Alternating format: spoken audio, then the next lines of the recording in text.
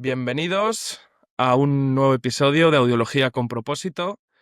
Hoy nos acompaña una profesional que está marcando un antes y un después en la rehabilitación vestibular. Su nombre es Laura Flix, es fisioterapeuta en la Clínica Universidad de Navarra, doctora en la Universidad de Valencia y ha recibido formación internacional en centros como el American Institute of Balance o la Emory University. Además, es divulgadora activa y autora de investigaciones sobre control postural, aprendizaje motor y neurorehabilitación. Bienvenida, Laura. Gracias. Un Laura, placer. antes de empezar en materia y hablar de ciencia del vértigo y de protocolos, ¿quién eres tú más allá de la bata y la consulta? Eh, pues, no sé, muchas cosas, ¿no? A ver, yo siempre intento combinar mucho lo que es toda la labor que hago a nivel clínico, a nivel de investigación, etcétera, con seguir teniendo una cierta parte de vida. Ahora mismo, pues, vivo en Madrid, aunque soy de Barcelona. Y bueno, sí, no sé, como dato curioso, suelo escalar bastante. Tengo una furgoneta camperizada por mí misma y mi chico, y también intentamos escaparnos a coger olas de vez en cuando y disfrutar un poquito de naturaleza, etcétera. Por ejemplo. ¿Haces surf? Sí, Se intenta. se intenta. A mí Se yo intenta, sí. también hago de vez en cuando escalada con mi padre, la verdad. En Ujú. Asturias vamos mucho y solemos pasar así. Y ya sabes que en el norte el surf se le da mucha caña. O sea que también Sí. lo intento, no soy un poco pato, pero bueno. Sí, yo creo que es más bien peleo con el mar Sí, que, me pasa lo que mismo. surfear como Me tal. pasa lo mismo. Pues a lo mejor me puedes decir algunos sitios por Asturias chulos para escalar. Lo hemos explorado poco, Hmm, porque cuando vamos intentamos ir al agua, hmm. pero... Hay un sitio que a mí me encantaría, que todavía lo estoy pensando, y es el Naranjo de Bulnes, que tiene como los últimos Ujú. 150 metros son escalables y solo se pueden hacer escalada. Y la verdad que eso es maravilloso porque el valle, si tú subes caminando, la última parte no la puedes hacer a caso de que sepas o contrates a alguien, y te lo recomiendo al 100% porque seguramente no, si habéis hecho escalada mucho más que yo seguro, no es difícil y es muy bonito. Bueno, a lo que más hago de escalada sobre todo es boulder y tal, entonces hago cositas bajitas, la altura aún Te cuesta. se hace, pero sí que prefiero cosas facilitas justo. Vale. Sí, sí. Me gustaría que le intentáramos decir al paciente que nos escucha por qué es tan importante tratar el equilibrio de forma específica y qué consecuencias podría tener no abordarlo correctamente, ¿vale? Porque Ujú. considero que es un punto importante para que vuestra especialidad se dé un poquito a conocer y que la gente sepa para qué están esos fisioterapeutas especializados en rehabilitación vestibular. Claro, sí, totalmente. A ver, lo que ha pasado durante mucho tiempo al final es que a las personas se les ha dado una hojita de ejercicios y para casa y ya le vuelvo a ver dentro de 2 meses y a ver qué tal, ¿no? Entonces, sí que es verdad que, antes de no hacer nada, por así decirlo, eso es una buena opción, y hay algún volumen de personas que a lo mejor sí que les va a funcionar porque ya tienen un buen contexto, la evolución natural de la patología va a ayudar, etcétera. Pero luego a lo mejor hay un volumen de personas que no. Entonces es principalmente por esa parte de las personas que van a empezar los ejercicios, van a tener más mareo, efectos secundarios, no van a estar bien dosificados, la persona no va a hacer bien el ejercicio porque no lo ha entendido, no le va a dar la importancia a lo mejor que tiene cuando uno tiene un seguimiento presencial, que uno le va insistiendo, va corrigiendo y tal. Al final uno tiene más adherencia a hacerlo, ¿no? Que si empieza en casa los efectos no son de un día para otro, entonces hay que tener una cierta constancia, creer en ello, por así decirlo. Si no está un personal ahí sanitario diciéndole que lo tienes que hacer, ¿no?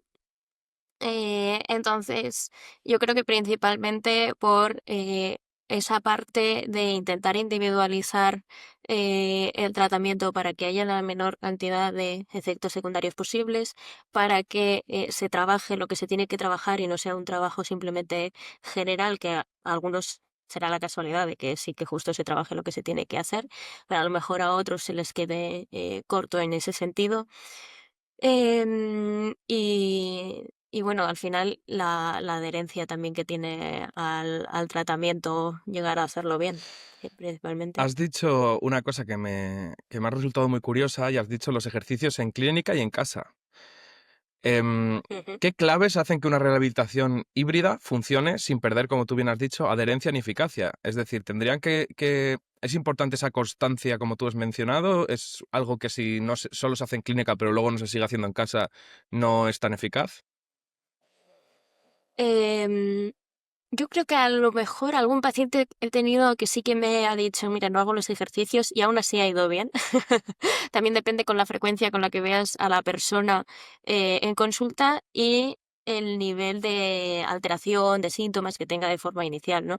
Si al final son cosas que van a evolucionar, como digo, como decía antes, ¿no? Como más fácilmente bien. Hay pacientes que tienen mejores predisposiciones que otros, ¿no? A lo mejor simplemente con que venga y no haya tenido buena adherencia a hacer los ejercicios de casa, simplemente lo que trabajamos en la consulta, que sería un poco repasar todo lo que hacemos en casa, más añadirle algunas cosas con plataformas que nos permiten objetivar la evolución, etcétera, y hacer a lo mejor ejercicios más específicos o un poquito más intensos de lo que harías en casa. Entonces, hay pacientes que incluso con eso alguno puede ir, ¿no? Pero generalmente es muy importante el hecho de seguir con ejercicios en casa o incluso se puede hacer rehabilitación solamente con ejercicios en casa, porque lo que tú quieres es que el sistema nervioso produzca un cierto grado de aprendizaje. Yo siempre les digo a los pacientes, esto es como estudiar, mejor poquito a poco y poquitas dosis que de golpe todo en último momento. Entonces, es preferible que vayan haciendo en casa poco a poco, que vengan a sesiones a hacer grandes volúmenes de ejercicio, Ejercicio. en ese O sea, sentido. la constancia más que trabajar siempre para el último día antes del examen, ¿no? Eso es. Uno de tus últimos trabajos analizó los límites de la estabilidad en pacientes con vértigo. ¿Cómo se mide esa mejora real durante una rehabilitación vestibular? Claro, eso es lo que comentaba, ¿no? Que las plataformas, por ejemplo, nos ayuda a medir cómo va evolucionando el equilibrio. Hoy en día creo que las aparatologías tienen aún que evolucionar un poquito más en ayudarnos a darnos más información durante la rehabilitación. Creo que no está suficientemente desarrollado, pero bueno, por ejemplo, los límites de estabilidad es de las poquitas cosas que yo tengo de información a lo largo de la rehabilitación, porque es una medición que hace la plataforma previa a cada sesión de rehabilitación. Lo que pudimos ver ahí es una evolución en el tiempo, como poquito a poco va mejorando y luego al final llega a un efecto techo que nos indica, por ejemplo, que esas 10 sesiones están bien, ¿no? Que no nos quedamos aún en la parte de subida ni que nos atascamos ya en la quinta y ya continuamos siempre con ese mismo nivel, ¿no? Entonces, en principio, esas 10 sesiones que nosotros solemos pautar más como protocolo están bien. Realmente los límites de estabilidad es solamente una de las variables de la evolución de la rehabilitación, es solamente uno de los parámetros. Hay muchas otras cosas que medimos, pero bueno, en el caso del estudio este que publicábamos, valorábamos eso, que la evolución era la que esperábamos, que mejoraban con un protocolo concreto para ese déficit, porque todos los que incluíamos tenían una reducción en ese parámetro. Y luego analizábamos cuáles respondían bien al tratamiento y cuáles no. Siempre, pues a lo mejor había unos que habíamos hecho todos los ejercicios, las 10 sesiones, etcétera, pero no se había modificado, salía la gráfica pues planísima, ¿no? Joder. No evolucionaba a lo largo de las sesiones.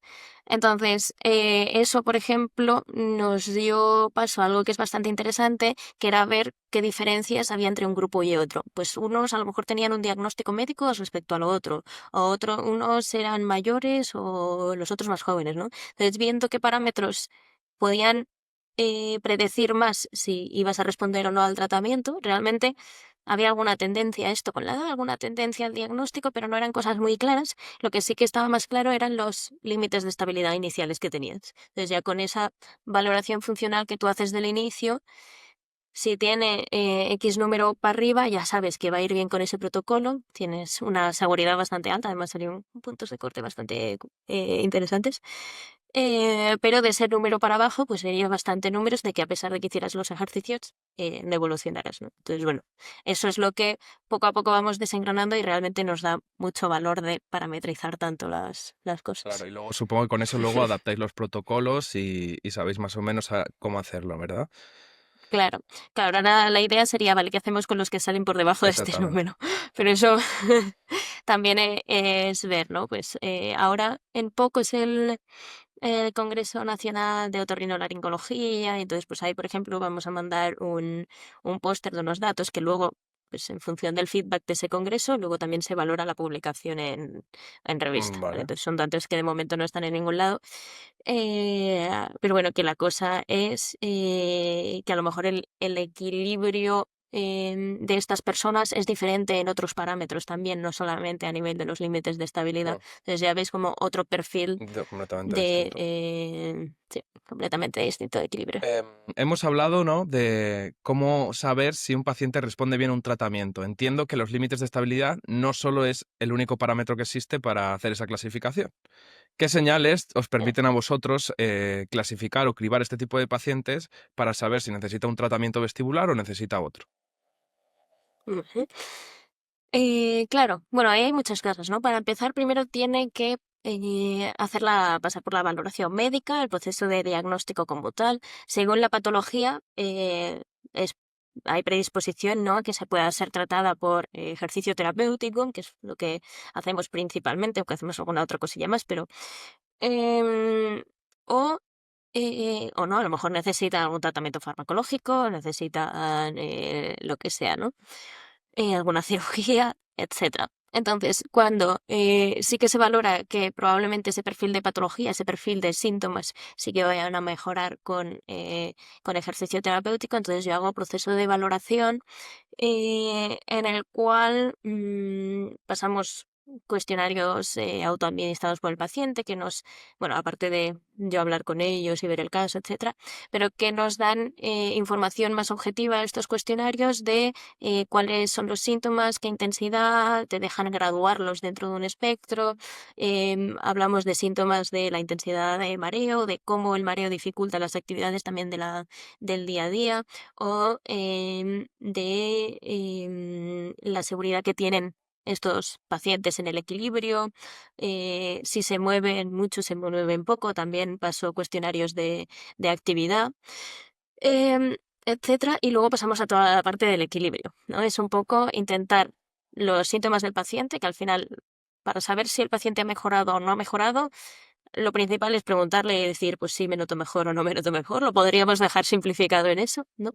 Pero después de eso lo vamos desengranando y desglosando, pues en todos los síntomas que tiene, lo más definidos posibles con los cuestionarios y todo esto. Y luego, sí, efectivamente, a nivel objetivo podemos evaluar el equilibrio y decir que objetivamente tiene alteración del Hmm. mismo. Lo que pasa es que dentro del equilibrio ya también entramos en varias variables, ¿no? Que un poco por lo que me comentabas, nosotros utilizamos mucho la posturografía porque nos da los límites de estabilidad, que más bien es una parte como de equilibrio proactivo, esa capacidad de uno mismo de moverse. Luego está el equilibrio reactivo, que es que tú reacciones a algo externo, que también pues, la posturografía tiene unos test para valorar esta parte. Y luego también está cómo el equilibrio reacciona a diferentes situaciones sensoriales, a que estemos con menor luminosidad, pues lo vemos con los ojos cerrados, a que estemos con terreno inestable o terreno irregular, que eso lo vemos pues con las espumas o unos balancines en la plataforma o etcétera. Que eso, bueno, de forma más técnica se podría llamar el test de organización Ya, sí. somatosensorial. Exacto, que donde vemos que los perfiles de paciente vestibular suelen tener un patrón concreto, ¿no? Y entonces, em, eso de hecho es uno de los también grandes pilares, ¿no? Que el paciente vestibular generalmente le va a costar más ojos cerrados, ¿no? Por ejemplo. Hmm. Y una curiosidad o una pregunta curiosa que se me acaba de venir a la cabeza, es decir, si nos estuviera escuchando un paciente y tú tuvieras que, o bueno, no un paciente o cualquier profesional, ¿cómo cambia en este tratamiento si lo pillamos pre-crisis, dentro de la crisis o después de la crisis? ¿Vale? Em, Voy a empezar como que con la típica, que es, yo no tengo ningún perfil de síntomas, es raro que me vaya a hacer yo rehabilitación vestibular así porque sí. Tengo una crisis por una neuritis vestibular, que a lo mejor es pues, una lesión de un lado que es bastante relativamente frecuente. En esos casos sí que se ha visto que cuanto antes empiece la rehabilitación, tiene mejor pronóstico. Que igualmente En las situaciones crónicas de esta patología, de que ya llevan crónico en cuanto a que ya lleva unos meses de evolución, que crónico no tiene que ser que vaya a perdurar para siempre. Em, en esas fases igualmente podemos seguir trabajando con la rehabilitación y podemos seguir teniendo un margen de mejora, pero es verdad que los números son mejores cuanto antes se haga en ese sentido. Y luego, igual que pasa con las neuritis, probablemente pase con muchas otras cosas. Lo que pasa que luego los timings de inicio de síntomas son un poco más complicados de objetivar y dejar en estudios de forma más clara. Pero luego, además, lo que decías de pre, sí que se hace en algunas situaciones, igual que es mucho más famoso conocerlo a lo mejor para prótesis de cadera o de rodilla, que se llama la prehabilitación o eh, a una cirugía, pues por ejemplo, si va a haber una cirugía de ablación, que sabemos que va a haber una lesión provocada a nivel vestibular, de forma eh, por personal médico ya en expreso para mejorar otros componentes, em, sí que se ha visto que hacer algo de ejercicio terapéutico antes de esa intervención hará que luego la recuperación también sea mejor. Y ahora, Laura, lo que me gustaría que nos explicaras es cómo afecta el entorno a lo que es el vértigo y el mareo.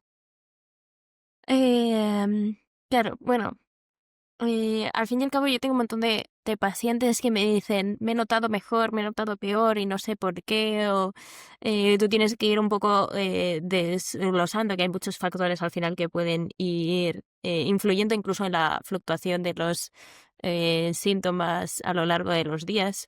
Bueno, hay cosas de fatiga, hay cosas de sueño, etcétera, pero también al fin y al cabo, cada entorno en el que va a estar el paciente en ese sentido va a ser algo diferente. Si hay mucha actividad a nivel visual, mucho movimiento, esto es toda información que el sistema nervioso tiene que procesar y muchas veces el equilibrio, que es algo como muy automatizado por la persona que no ha tenido ningún tipo de patología, en estos pacientes al sistema nervioso le está costando mucha más energía, ¿no? Porque hay un proceso que está volviendo a reaprender un poco cómo a utilizar cada uno de los sistemas sensoriales pues para compensar un déficit que ya tiene establecido o incluso sin el déficit porque ha tenido una alteración transitoria, por ejemplo, y tiene que volver a recalibrarse, por así decirlo.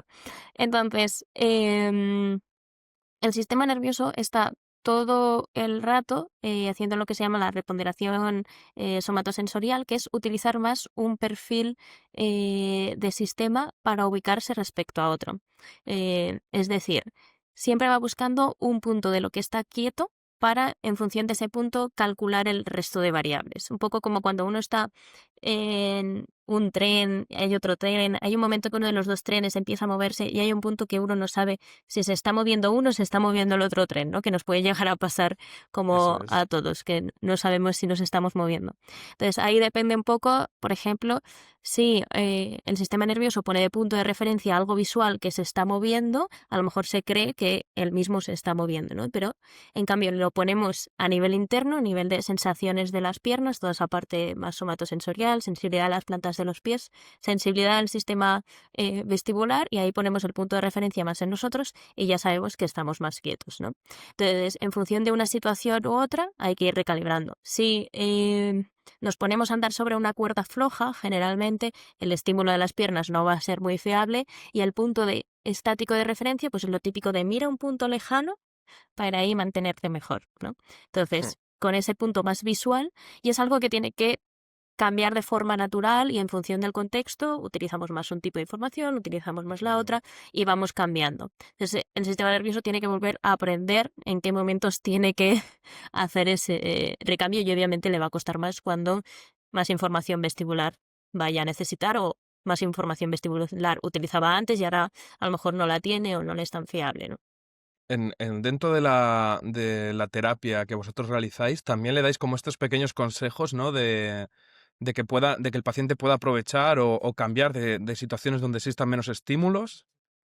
Claro, hay una parte de dosificar esos cambios y hay una parte de no evitarlos tampoco, ¿no? Vale. También, según qué perfil de paciente, es a lo mejor va a ir usted al supermercado, va a notar algo de mareo, pero entra dentro de lo normal y poco a poco se tiene que ir exponiendo más a esa situación. Con ayuda de ejercicios, etcétera, vamos a intentar que ese estímulo ya no nos provoque tanta sensación de mareo, tanta inestabilidad, pero sí que a lo mejor hay que dosificarlo, graduarlo y exponerse a todo ello, por ejemplo. Entiendo que dentro de esto que estamos hablando entra mucho la plasticidad cerebral.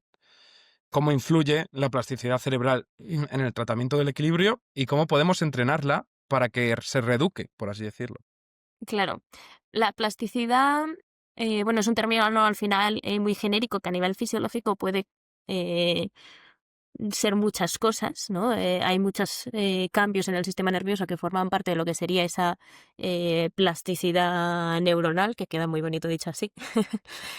Y para nosotros es la base. Sí que es verdad que hay algunos estudios ahora que parece que sí que pues, la neuritis, por ejemplo, podamos llegar a recuperar las ganancias, que es una medida como mucho más fisiológica del propio nervio, etcétera, y algunas cosas, pero principalmente el 90% estamos hablando de plasticidad del sistema nervioso central, cómo el sistema nervioso central aprende, se adapta. De hecho, aunque a mi jefe no le gusta mucho que lo diga así, porque él me quiere exclusivamente en otorrino. Por ejemplo, en la APTA, en la Asociación Americana de Fisioterapeutas, que ellos ya llevan muchísimo bagaje en esto, em, es un apartado de la parte de neurología. Claro. Entonces, sí que es verdad que hay muchos fisios que se dedican a la neuro y que a lo mejor ya de forma secundaria o hay un perfil de pacientes que son un poquito más vestibulares, ¿no? Por ejemplo. Y generalmente está mucho más relacionado con lo que es el paciente neurológico, que luego en vestibular te encuentras de todo, porque a lo mejor también te encuentras trauma, te encuentras cervicales por todos lados, pero, em, pero, pero sí que al final trabajamos con la plasticidad neuronal y hay algunas formas, como bien dices, que uno puede intentar ayudar y potenciar a eso. Cuanto más bagaje tenga la persona de moverse, de ser activo, etcétera, esa plasticidad probablemente vaya mucho mejor, porque cuanto más aprendizaje tenemos, nos es más fácil aprender. O sea, es como muy exponencial eso. Em, el tema de dormir, como comentaba antes, si dormimos mejor, nos va a ayudar a toda esa parte de plasticidad. Si evitamos situaciones de estrés, de ansiedad, etcétera, que eso es un melón también muy grande dentro de todos los perfiles de pacientes vestibulares, porque al final luego también la ansiedad por sí sola provoca sensaciones de mareo y temas de retroalimentación y bueno, hay para hacer 10 podcasts más. Pero pero principalmente son esos componentes. Depende mucho el bagaje que hayas tenido previo y que se duerma bien. Hay un montón de pacientes que si hoy he dormido mal, hoy me encuentro peor. O sea, es muy automático. O sea, partimos de la base de que, al igual que la audiología, pues entiendo que la parte vestibular es puramente multidisciplinar. O sea, mucho más que otras especialidades, seguramente. Sí. Bueno, a ver, yo no la he vivido de otra forma, además, o sea, no, No, exactamente. no puedo verlo de otra manera, pero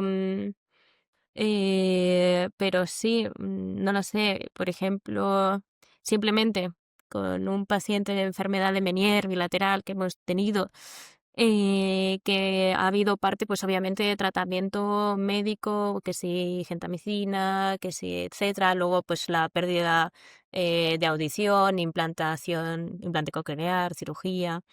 em, Toda la rehabilitación de ese implante, que vosotros sabréis más que yo, incluso pues logopedia en esa parte, y yo luego toda la parte de que ha tenido de alteración del equilibrio, pues esa vestibulopatía también. Exactamente. Entonces, es de todos e incluso también podríamos meter ahí, porque son procesos duros y complicados a nivel de psicología, un apoyo, un tal, que habrá pacientes que lo necesitarán más o menos, pero también seguro que ahí aportarían un montón más. Yo animo a psicólogos que se especialicen un poquito más en esto.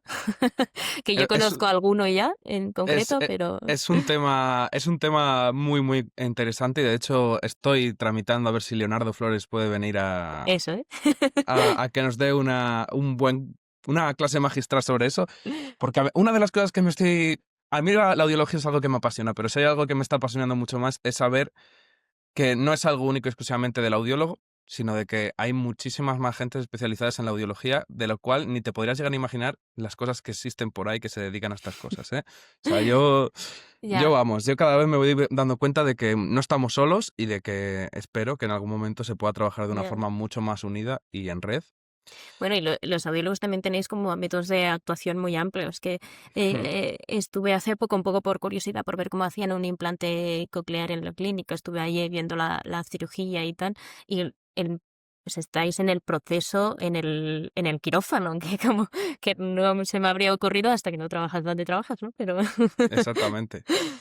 Algunos sí, ¿eh? Yo, por ejemplo, no me dedico tanto a la parte, a mí me encanta la parte clínica, no la trabajo tan de mano como si trabajaría en un hospital, Ujú, pero sí que tengo entendido de que, como tú dices, hay gente monitorizando, ¿no? Dentro exacto. del quirófano. Eso estaban haciendo ahí Javier Santos y Hmm. la chica, no sé cómo se llama la chica, pero bueno, había otra que también venía por parte de la marca de implantación, etcétera. Estaban ahí viendo como poquito a poco se iba introduciendo el electrodo, iba cuadrando todo, había respuesta. Muy interesante. Me gustaría meternos ahora de lleno, Laura, en la parte tecnológica, porque he visto que, bueno, ya ni sin contar la cantidad de máquinas con las que debes trabajar tú y el coste de las mismas, pero hay una que me resulta mucho más curiosa. Luego vamos a entrar en un poco temas de investigación sobre tecnología también en las que te has dedicado tú, pero hay una cosa que me resulta muy curiosa y es que utilizáis realidad virtual o plataformas digitales para cambiar como esa somatosensación para trabajar con el paciente vestibular. Es como un juego, ¿no? Sí, eh, llámese ya de si puede ser más o más menos divertido, que créeme que la mayoría de pacientes yo creo que preferían estar en casa viendo una peli. Em, las gafas de realidad virtual, pese a no ser para todos los pacientes, son una herramienta muy interesante en la rehabilitación. O sea, tú piensas que en primer nivel, por así decirlo, tenemos una lesión. ¿Qué vemos que se afecta? El reflejo. Vale. Esta afectación de la más fisiológica del mismo sistema o de los reflejos o tal, hace que secundariamente afecte al equilibrio, ¿no? Poco a poco, como escalándolo en magnitud de afectación y cosas que nosotros podemos ver de una forma más clara, ¿no? Hay pequeñas cosas de reflejos de 3 neuronas del equilibrio que ya comprende muchos sistemas y muchas áreas cerebrales. Y luego iría una parte incluso cognitiva, porque el sistema vestibular nos ayuda a ubicarnos en el espacio. O sea, ayuda también al cálculo de distancias de aquí tengo la cabeza, está este objeto respecto a mi cabeza, entonces si yo me muevo, detecto que ese objeto se aleja para allí o lo que sea, ¿no? Entonces tiene que cuadrar también la percepción espacial de distancias, de movimiento, con el sistema vestibular. Entonces sí que hay algunos pacientes que van a tener sensaciones como de aturdimiento, muchos pacientes que no saben explicártelo porque tampoco te saben decir si es embotamiento, si es mareo o si qué es, porque son sensaciones neurológicas y finalmente son muy raras de transmitir, que pueden estar más relacionadas con esa parte cognitiva y de orientarse en el espacio. Las gafas de realidad virtual dan como pie a trabajar mucho cuando ya tenemos un buen equilibrio, etcétera, como más la sensibilidad a temas visuales, más la ubicación espacial. Entonces, no lo utilizan todos los pacientes, pero sí que en algunos pacientes que ya las bases más vestibulares puras, por así decirlo, ya están todas más estables. Sí que metemos esa parte de gafas de realidad virtual y no tienen por qué ser única y exclusivamente, por ejemplo, mareo perceptivo postural persistente, que a lo mejor es un poco lo que uno va a pensar más de primera. De hecho, muchas veces ese perfil de paciente de mareo crónico a lo mejor es demasiado sensible para unas gafas de realidad virtual. Hay que ver en qué punto estamos. Y es lo que digo, sí que a lo mejor hay evidencia de, pues parece que las gafas de realidad virtual pudieran ayudar, la adherencia al tratamiento, el no sé qué, la variabilidad, em, pero no hay un estudio claro de este protocolo, este perfil de estímulo va a mejorar esto en concreto a nivel cognitivo o a nivel de equilibrio, sino que es se parece que sí que funciona, parece que a nivel clínico vemos que podría ser interesante, pero aún falta mucho detalle para saber a qué perfil de paciente sí y para saber bien qué es lo que tenemos que hacer con las gafas, ¿no? Que simplemente no sea poner Sí, sí. aparatología por ponerla. Hmm. O sea, que Sí. entiendo que este tipo de tratamiento sirve más para un tipo de casos que para otros, por lo que estás diciendo. No es algo que se utilice comúnmente, simplemente que hay que saber utilizarlo, ¿no? Claro, eso es. Yo, por ejemplo, una neuritis, digo neuritis porque es como lo más sencillo, entre comillas, más de hay una lesión y tenemos un momento agudo y ahora hay que recuperarlo. Em, no les pongo prácticamente nunca con las gafas. Algún caso sí que se me ocurre, pero ya de larga evolución, ya hemos pasado todas las fases tal, y aún así se sigue atascando el tema y además tenemos una situación funcional más alta, ya tenemos un buen equilibrio, ya tenemos un buen reflejo, ya tenemos, ¿no? Entonces quedan otras Hmm. sensaciones, como digo, a lo mejor más embotamiento, otras partes más cognitivas. Todo es bastante cognitivo, pero Hmm. sí. Te entiendo. Me gustaría, he visto por ahí que te has estado no sé si has estado investigando sobre los TDCS, como la estimulación cerebral no invasiva, ¿verdad? Sí. ¿Qué es eso? Yo quiero saber qué es justamente lo que hacéis con eso y cómo se integra este tipo de estudios en lo que es la rehabilitación vestibular. A ver, de momento no se integra mucho en la rehabilitación vestibular. Voy como por partes. El TDC es o Transcranial Direct Current Stimulation o estimulación cerebral no invasiva, con corriente continua en este caso, porque hay varios tipos de estimulación cerebral. Bueno, yo me he metido más porque fue el tema de mi tesis. Yo empecé la tesis al mismo tiempo que entraba a trabajar en la clínica, que fue muy gracioso. La primera reunión que tuve con Nicolás, yo me acababa de inscribir en el doctorado, literalmente solamente meter el papel y no habíamos llegado ni a septiembre para empezar el curso, por así decirlo. Me dice, ¿estás haciendo el doctorado? Y yo, bueno, sí, me acabo de inscribir. Y dice, vale, acábalo ya. Y yo, señor, no me acaba de poner presión este hombre. Porque le interesaba mucho, pues al final hacemos mucha investigación en la consulta y es un punto importante. Bueno, la cosa, que yo empecé ese tema independientemente de todo el tema vestibular. Entonces, lo que teníamos con ese tema, que también iba un poco de mi TFM y así un poco en continuo, eh, es el uso de esa herramienta para el aprendizaje motor. Y sí que hay, pues, aplicar electrodos en ciertas posiciones con cierta intensidad puede hacer que el aprendizaje motor, por ejemplo, nosotros lo medimos más en movimientos de destreza manual, puede mejorar esa capacidad pues, en un cierto grado. Entonces, eso por un lado. En ese punto creo que a nivel vestibular no hay mucha cosa, porque al final nosotros estamos con un perfil de paciente que en principio la capacidad de aprendizaje motor la tiene intacta. Este área eh, se explota mucho más en lo que es el paciente neurológico, en un ictus, tenemos la capacidad de aprendizaje alterada porque hay una alteración en el mismo sistema hardware. Y entonces vamos a intentar mejorarla con otras técnicas externas. A ver, bueno, aparte, dentro del mundo de la neuro habría más campos de expansión, ¿no? Pero esa es como la parte más clara. Pero luego la TDCS también se utiliza para temas más cognitivos, como comentaba, a nivel de alteración de la sensibilidad. Por ejemplo, en el dolor crónico hay también unas ciertas líneas de investigación. O lo que tiene mucho bagaje también es el tema de la depresión. Eh, Realmente, según donde coloques los electrodos, los tiempos de exposición, etcétera, pues hay variedad, ¿no? Y todo eso hay que estudiarlo como en específico para cada patología, entendiendo bien cómo va la fisiología de la colocación de los electrodos, etcétera, de la variación de los picos de intensidad. Em, y dentro de el mundo vestibular, nosotros no lo hacemos de momento nada en clínica, la verdad. Lo único que yo he leído algo de acciones dentro del mareo perceptivo postural persistente, el 3PD sí que hay algunos estudios que han utilizado TDCS. Y entonces esa parte de sensibilidad que digo yo, pues a lo mejor podría tener algo de cabida, pero es algo que no está muy investigado. Así que Hmm. igual que en depresión, te digo ya que a nivel clínico en muchos sitios Bueno, en algunos sitios se hace. Y a nivel de neuro, yo creo que también está entrando. A nivel de CPD y menos en España. Yo creo que no, algún estudio punteado, pero no, Pero no. O sea, no es algo, está. pero sí que dirías que se debería estudiar más sobre esto. O sea, es algo que...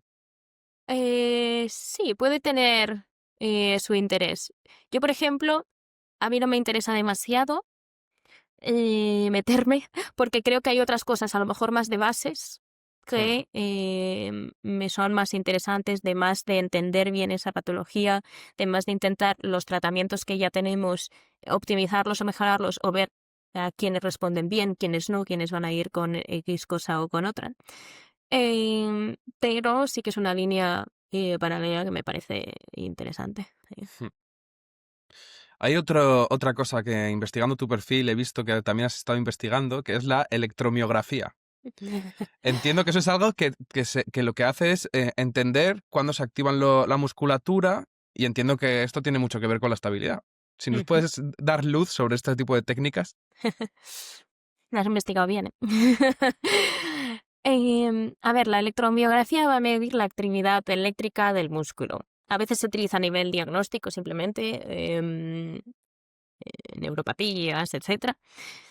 Em, yo lo he utilizado más a nivel de investigación, que bueno, ha sido más bien como una colaboración con gente de Bélgica y así, que realmente lo que se valora en ese punto es los timings de contracción, ¿sí? Vale. Cuando se contrae, cuando se relaja, si se llega a relajar más, si no se llega a relajar tanto, ¿no? Por así decirlo.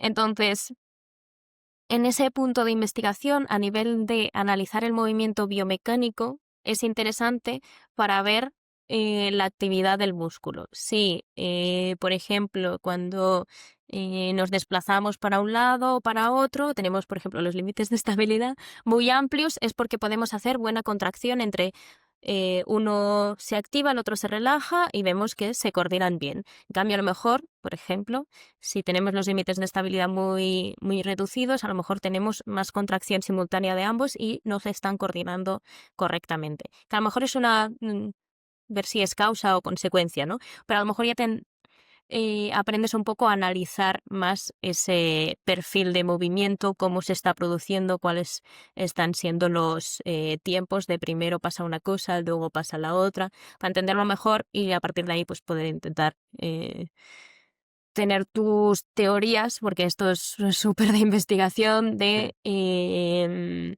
cómo podrías luego plantearlo de cara a tratamientos, etcétera, Hmm. ¿no? Pero en Porque, vestibular, poquito a poco eso, claro, o secundaria. sea, ¿tú crees que podría haber ciertas patologías que tuvieran algo que ver con la contracción muscular más que con el aparato vestibular como sí? ¿O todo tendría que ver, todo tiene que trabajar de la misma forma? Creo que las patologías generalmente tienen más que ver con el tema vestibular y sistema nervioso central que con la musculatura Que con como la tal. musculatura. Que la musculatura generalmente va a ser como algo, un output final secundario que nos puede ayudar a estudiar según qué cosas, por así decirlo, ese Hmm. patrón. Em, y entonces es más como estudiar la consecuencia que la causa, pero a lo mejor nos ayuda a entender según qué cosas, ¿no? Se me acaba de ocurrir un, un símil un poco extraño, ¿vale? Hace poco fui en vacaciones ahora a La Palma de las Canarias a ver a una amiga que está ahí en los telescopios de allí, que es astrofísica, y que ellos estudian altas energías con telescopios de allí, etcétera, ¿no? Pues ella, por ejemplo, me explicaba que ellos estudian supernovas o cosas extra potentes que están extra lejos a partir de las bueno, luces de Cherenkov. No me voy a meter en toda la explicación física de eso porque seguro que la lío en algún punto y no. Pero a partir de unas consecuencias que teníamos como más cercanas, por así decirlo, ¿vale? Esa alta energía llega hasta aquí y cuando llega aquí pues rompe X, sale esa luz y estudian esa luz. Pues sería un poquito lo mismo. Estudian la consecuencia de algo que es muy difícil acceder y a partir de ahí pueden llegar a entender más cosas de lejos, ¿no? Pues yo creo que a lo mejor estudiar los patrones biomecánicos de cómo el cuerpo se está moviendo cuando se están contrayendo X cosas, te puede ayudar a estudiar las consecuencias de todo el tema del sistema nervioso central, Vale. sin llegar a acceder al mismo, porque eso es una parte que nos cuesta mucho más conseguir, ¿no? Entonces, estudiamos pues esas consecuencias del movimiento. Hmm. Con la última pregunta de tecnología es algo que no tenía en el guión, pero que quiero que también me des tu opinión, porque, como ya te he dicho, yo hasta hace Sí. no mucho no sabía que existían los fisioterapeutas especializados en rehabilitación vestibular, pero es que el otro día en LinkedIn me encuentro de que ahora también se están investigando implantes vestibulares. Sí, el problema principal del implante vestibular es que ahora mismo a nivel de cirugía te tienes que pasar por la cóclea. Entonces, solamente se están poniendo en personas que hayan perdido la audición, Claro. porque te la cargas, básicamente. Entonces, sí, yo no conozco casos, no sé si en Pamplona han hecho alguna, o sea, nosotros somos 2 sedes, la de Madrid y la de Pamplona, nuestra clínica. No sé si en Pamplona han hecho alguna cirugía del perfil, ya te digo que en Madrid, ¿no? Me habría enterado. Em, y al final yo creo que es para un perfil de paciente muy concreto, normalmente vestibulopatías bilaterales, porque la unilateral se compensa muy bien y no te merece la pena meterte a tantos follones, ¿no? Tienen que ser bilaterales, muy marcadas, porque un poquito, muchas veces el sistema nervioso central también es capaz de compensar bastante bien y que además hayan perdido la audición. Entonces, Claro. vas filtrando paciente y luego que también sea candidato a cirugía, que, bueno, eso puede ser mil cosas, ¿no? Entonces, sí, se ponen electrodos a nivel vestibular y lo que yo he visto es que va muy bien, la verdad. Sí, Qué creo que en interesante. Pamplona sí que habían puesto, pero no les estaban haciendo rehabilitación por el hecho de ver también cómo van naturalmente, por así decirlo, ¿no? Hacer la cirugía y a ver qué tal va por sí solo. Eh, Has mencionado una palabra que en audiología la hemos escuchado alguna vez y es la compensación vestibular. ¿Qué quiere decir que hay compensación cuando solo es una pérdida, o sea, cuando solo es un déficit unilateral? claro. La compensación es un término muy general. Al final, un poco como lo es la plasticidad neuronal y casi que podrían ser un poco sinónimos, ¿no? La compensación es que tú tienes a lo mejor ese déficit en un lateral, en uno de los oídos, porque un sistema vestibular no va bien, por la neuritis, por lo que sea. Em, y el sistema nervioso central es capaz de, cuando antes necesitaba esa información, pues ahora aprende a que la tiene del otro oído, o la tiene de la información de la vista, o la tiene de la información somatosensorial. Tanto para el equilibrio, para la orientación espacial, como para los mismos reflejos, ¿no? En el reflejo también podemos objetivar cómo el reflejo mismo se va adaptando y se va compensando en ese sentido. Ahora llevo tiempo queriendo hacer esta pregunta y creo que eres Vale. la persona adecuada. Espero en algún momento encontrarme algún otro invitado que a la que se la pueda hacer.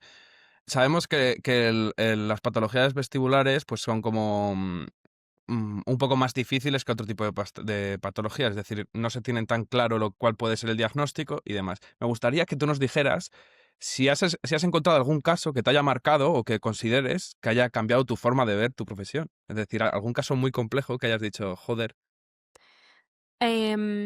Yo siempre bromeo con algún médico del área y tal, que los casos raros llegan a mí. Y ya está. O sea, sí que es verdad que a veces trabajamos con diagnósticos no 100% claros, un poco ambiguos, por así decirlo. Em, a veces les digo a ese perfil de paciente, les digo, mira, no sabemos exactamente qué ha sido el detonante de todo esto, o cómo ha empezado, o a nivel estructural qué tal, pero lo bueno de la fisioterapia es que hacemos todo el tratamiento, todo el trabajo alrededor de lo que es la función. Vale. Y que al final la capacidad de adaptación del sistema nervioso sigue estando ahí. Si muchas veces nosotros hacemos ejercicios, decimos, bueno, en la literatura a lo mejor se dice ejercicio de adaptación, ejercicio de habituación, ejercicio de tal, como si fuéramos a saber exactamente lo que está pasando a nivel fisiológico con ese ejercicio, pero realmente no lo sabemos, ¿no? Entonces, y muchas veces es una mezcla de muchos mecanismos los que hacen que ese ejercicio acabe funcionando o ese conjunto de ejercicios. Entonces, sí que tengo pacientes sin etiqueta clara, que luego yo les hago los test de equilibrio y como en función de los test de equilibrio, en función de algunos test de percepción, a lo mejor que estamos implementando y tal, puedo ver algunos déficits. Yo me Vale. focalizo en los déficits más funcionales, pese a lo mejor no conocer el origen como tal. Y ahí sí que nos podemos poner a trabajar, por así decirlo. Y aprender de algún caso en concreto, yo creo que todos me aportan un algo, a nivel de que yo voy estudiando la fisiología, tal, bueno, em, sé que el sistema vestibular está implicado en la posición de la cabeza respecto a los objetos y respecto a la ubicación espacial, incluso en el hipocampo, en no sé cuántos. Entonces llega un momento a lo mejor que ahora el paciente te dice, mira Laura, ya estoy súper bien, etcétera. Pero cuando me tumbo en el sofá y miro el televisor, como que ese movimiento, como que como que no sé, no es mareo, es como, digo, vale, sé lo que es, o sea, sé lo que es, no hace falta que me expliques esa sensación. Entonces, es más, a lo mejor, preguntando mucho a los pacientes con síntomas más extraños, que sí que consigo aprender cosas interesantes o decir, mira, pues a lo mejor todo esto que he leído por otro lado. Entonces, es esa mezcla de pacientes con eh, no parar de leer y a lo mejor hay alguno que no he sabido ni por dónde coger al inicio y luego poco a poco con las sesiones sí que lo vas viendo. O sí, si me han desubicado a mí de no lo veo y no sé si yo sí con rehabilitación funciona, que ha habido pocos, a lo mejor también estaba el doctor Pérez, la doctora Blanco, tal, también, así como no lo sé, no sabemos por dónde coger, no por así decirlo, pero poquitos. Sí, porque supongo que uno de los trabajos, por así decirlo, más difíciles que tengáis es saber que lo que os esté contando el paciente os dé información real. Es decir, que muchas veces no saben ni explicarse ellos mismos. Claro. De hecho, hay algún estudio que dice que los pacientes son súper, aunque les expliques y tal, es súper poco fiable el diferenciar los síntomas por cómo te lo dicen, por si te dicen más que es un mareo, o si te dicen más que es un vértigo, o si te dicen más que es una inestabilidad. Hay pacientes que me están diciendo inestabilidad, no sé cuántos, y luego hablando mucho con ellos me dicen, sí, como inestabilidad de cabeza. Yo, pero se va, no, inestabilidad. Yo, me estoy liando, ¿no? O sea, y al final a lo mejor ellos te están diciendo inestabilidad y es más un mareo, o incluso al revés, me mareo, como que me voy para los lados, como si tal, realmente es más inestabilidad, a lo mejor es más que se va. Que aunque a veces se explique, pues eso es bastante poco inexacto y de hecho para el diagnóstico se intentan utilizar más otras cosas como tiempos de inicio, desencadenantes, más que la propia definición del síntoma. Sí, te Sí, que entiendo. también, que cuando me gira la sala entera, pues sí que es más claro, ¿no? Pero Al principio del podcast hemos estado hablando de que había muchos sitios donde te daban una hoja con ejercicios para hacer en casa y te mandaban para casa. Entonces yo te voy a hacer una pregunta, pero que simplemente es con ánimo como crítica constructiva, de que nos puedas contar qué errores comunes podrías detectar en la atención del vértigo del equilibrio, tanto en profesionales como en pacientes. eh, a ver, a mí, por ejemplo, ya me viene el paciente bastante filtrado a nivel de diagnóstico. Entonces, por ejemplo, a nivel de diagnóstico que les hayan dicho X y al final se hayan equivocado, etcétera, yo no lo suelo ver, porque eso ya lo habrá detectado el médico en todo caso. En cuanto al tema de la rehabilitación, principalmente es mandar sin individualizar, en bloque, mucha intensidad de golpe, o simplemente hoja de ejercicios, que hay algunas que ya empiezan a tener sus años y aún así pues a veces llegan. Em, no explicarle al paciente a lo mejor bien lo que tiene, estarse un rato. El otro día leía un artículo que decía un poco cuáles eran las cosas como más interesantes a considerar de cara a la cronificación de síntomas, al paciente crónico bajar un poco el estado de alerta, etcétera, y cómo eso a lo mejor podría mejorar los resultados. Y había cosas tan sencillas como explícale lo que tiene, verifica que te ha entendido, valida su síntoma, que sí, que efectivamente es normal lo que tiene, estos síntomas ocurren, pasan. O sea, había cosas que, bueno, pues ya también a la persona que tienes delante. Em, pero, pero bueno, básicamente a lo mejor es eso. Imagino que el vértigo posicional, al ser tan frecuente, hay muchas personas que solamente conocen las maniobras de reposicionamiento y cuando les viene alguien con ese perfil hace las maniobras por si acaso y luego ya si no saben, hace. Entonces hay personas que vienen ya con ese inicio. Pero bueno, más o menos eso. Tampoco me encuentro con demasiados errores en ese sentido. Lo típico de las cervicales. De no, es que me han dicho que viene a las cervicales. Ese también es Eso es un lo que más se punto. escucha. Es lo que mm, más se escucha. Sí, además si le han dicho ya que tiene una rectificación o que tiene una hernia o que tal, ya cuesta más decir que Hay eso es no es de los mareos generalmente. Además nosotros que hacemos toda la exploración también hechas y luego además encontré otra cosa, no, de verdad, que te olvides de la rectificación cervical, que es algo que incluso tiene la persona sin dolor y sin ningún tipo de síntomas. Te entiendo. Estamos ya llegando al final y me gustaría cerrar con 3 preguntillas rápidas, ¿vale? Ujú. La primera, que quiero que se enfoque más en el tema del paciente y lo que me gustaría es ¿qué mensaje le puedes decir a aquellos pacientes que piensan que esos síntomas o que lo que les pasa es de por vida y no se puede solucionar ni paliar de ninguna forma? Em, es complicado porque en sanidad existe un cierto grado de incertidumbre acerca de lo que vas a hacer en los tratamientos. Entonces, raramente, y yo intento evitarlo, le puedes decir a un paciente 100% seguro que esto va a hacer que mejore y que vaya a desaparecer. Entonces, siempre vamos a tener que saber gestionar muy bien esa incertidumbre de cómo va a ir a evolucionar, si esto va a durar para siempre o no. Es decir, mira, general, por eso también nos viene bien los números y objetivar, ¿no? Pues el 80% de personas a mí con esto. Es como que de golpe, vale, ya me relajo. Si es un 80%, pues vamos viendo, ¿no?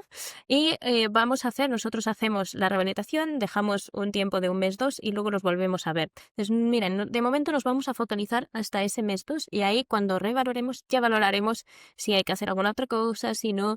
Creo que va más de la mano de eso, de ir acompañando, de ir dando esa sensación de seguridad a lo largo de todo el proceso, de ir buscando, si no, qué otras opciones, qué otras alternativas. Yo creo que generalmente síntomas muy incapacitantes, etcétera, como muy, muy, muy duraderos, es algo rarísimo. Generalmente, sí, aunque tengamos síntomas que a lo mejor puedan durar mucho tiempo, sí que solemos conseguir las herramientas como para poderlos gestionar bien y decir, vale, puedo hacer vida, puedo hacer normal, a pesar que de vez en cuando tenga unos días que a lo mejor me encuentre peor o que a pesar de que igualmente se me ha quedado que cuando giro la cabeza me sigue pareciendo un poquitín de mareo, pero luego puedo seguir haciendo la vida de forma normal.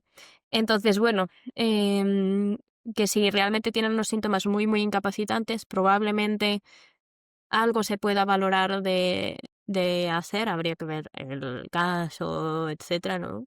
Y, pero, pero hay muchos casos que sí, que a lo mejor uno, simplemente por no encontrar al profesional que te pueda guiar, se queda más atascado y en el limbo, sí. Al fin y al cabo, lo que me gustaría también es que le dieras ese mensaje, ¿no? De decir, el buscar a un profesional, tener paciencia, ¿no? Y Eso intentar es, trabajarlo porque no es simplemente me mareo y con esto tengo que tirar, sino que se podría incluso mejorar un poquito, aunque no se quite del todo, ¿verdad? eso es, eso es.